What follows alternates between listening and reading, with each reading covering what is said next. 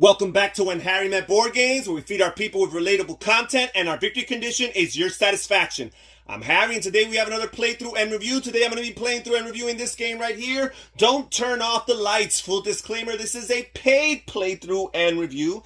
And now, Don't Turn Off the Lights is an elimination style card game where players are going to be playing cards and taking actions and fighting spooky nighttime, bedtime story type monsters in the efforts to be the last person surviving, the last person who has lights on. So this is what the game looks like set up. Each player, first of all, at the beginning of the game, gets 5 of these light cards, and these are double-sided cards, one side indicating that the lights are on, and the other one indicating that the lights are off. And these light cards here basically represent the player's life. Because again, this is an elimination style game. Once a player has no light and or life, then that player is out of the game. Now, when a card is flipped over like so and it's off, the light card, technically you still have that life point because there are actions you can take that allow you to turn lights back on. But in theory, you are more vulnerable. First of all, we shuffle this big oversized deck of cards with the monster cards, and we flip one over to start the game. And we have this anti-chick, and we have a nice little image here, or I should say a quite disturbing image here. And on the bottom, we have these amount of lights. And this is basically the difficulty level of this monster. And it means that players need to have at least this many lights still on when the monster attacks in order to survive its attack, although there will be some consequences and casualties otherwise. So there is that. Then we have the main deck of cards here, and we shuffle it up. And at the beginning of the game, we deal 2 cards to each player. The players will always have 2 cards in their hands at a time at the end of the turn.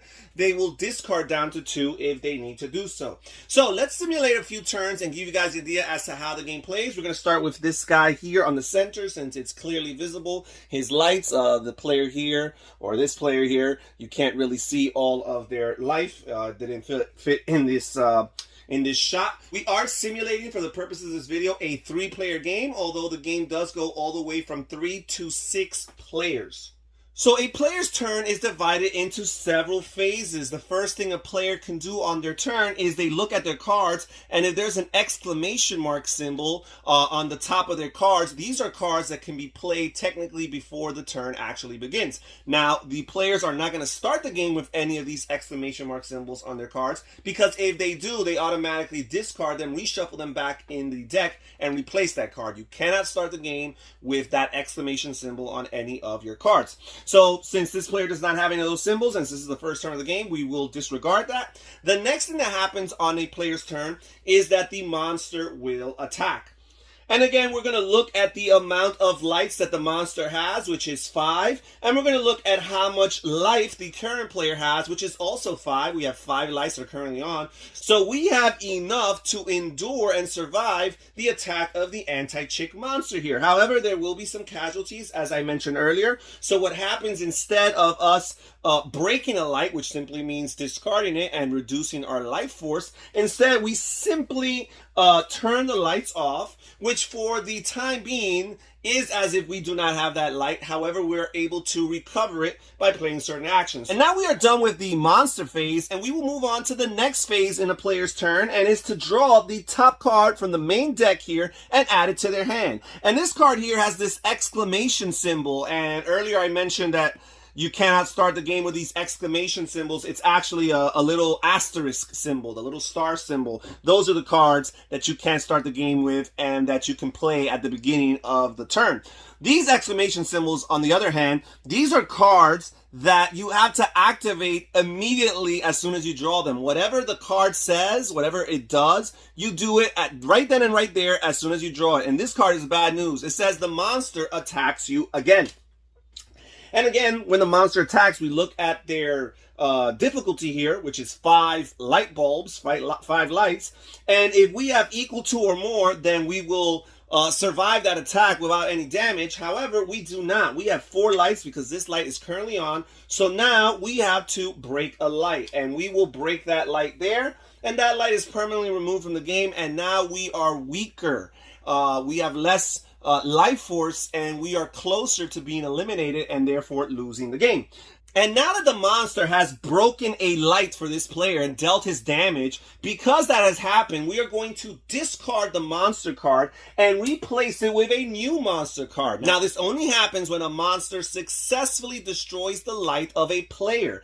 Now we're going to replace it with the top card from the monster deck here, and we have a beast who's considerably weaker. He only has 3 lights here, so he'll be much easier to deal with. And now that we're done with the draw phase of a player's turn, we'll move to the action phase of a player's turn. And for the player's 1 action per turn, the player has 3 options. First of all, they can turn on one of their lights that have been turned off, or they can look around the table and choose one player, one opponent, and turn off one of their lights. Finally, the third choice that a player has is they can choose to play one of the cards from their hand instead for its action. So let's see what options this player here has. They have the dud here.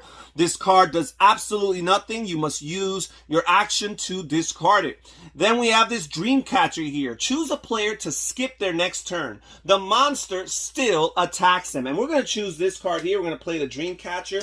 We're going to choose this player here on the far right. And they're going to skip their turn, but the monster will still get an opportunity to attack them. Now that we're done with the action phase, the final thing a player does on their turn is discard back down to 2 cards. You can never have more than 2 cards in your hand. But guess what? This player only has 1 card, so that will not be necessary. So we're done with this player's turn. We're going to move on to this player here who's not going to get an actual turn, but they will be attacked by the monster. And again, the new monster here, the beast, has 3 lights. So this player has enough to survive that. They have all 5 of their light bulbs on, and you cannot see it on the camera. So instead of having a light bulb broken, instead they're just simply going to have one of the light bulbs turned off, and again the beast still remains in play.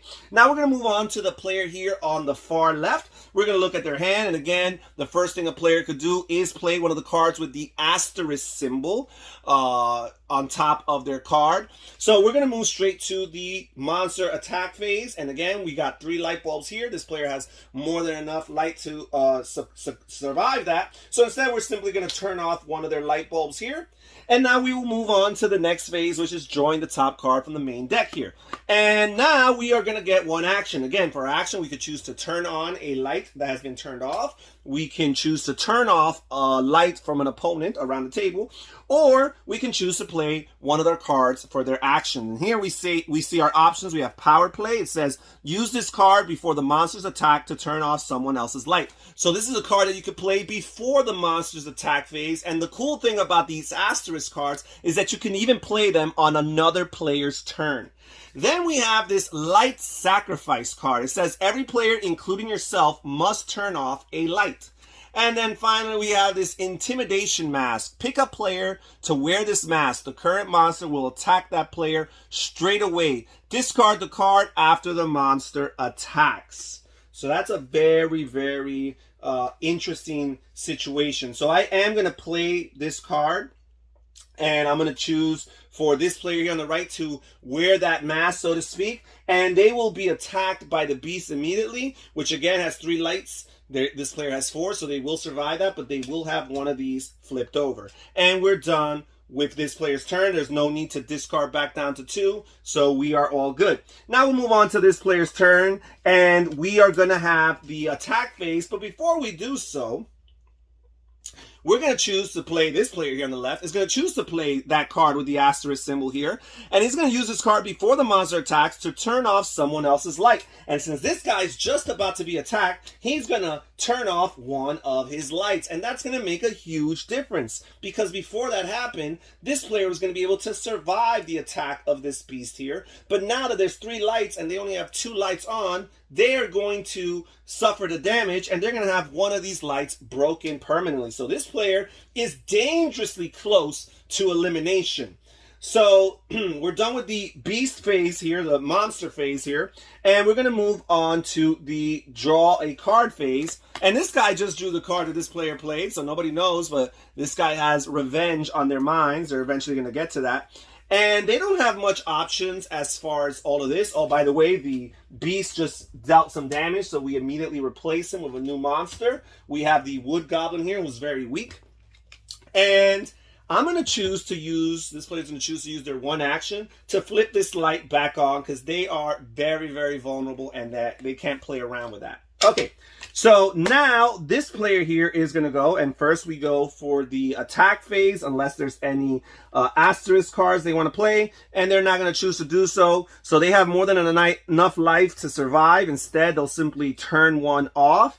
And now they're going to do their action phase. Remember, this player had their turn skipped earlier. They draw, before the action phase, draw the top card. And look at the three choices they have. They have this nightmare, turn off all of someone else's lights. What a nightmare. That is crazy. It says here, sweet dreams, turn on all your lights. So that's pretty helpful too, because they'll get to turn on two, but probably they'll save this for a turn where it's more impactful. And it says here, repair a broken light. This is a rare opportunity to actually grab a light that you have lost.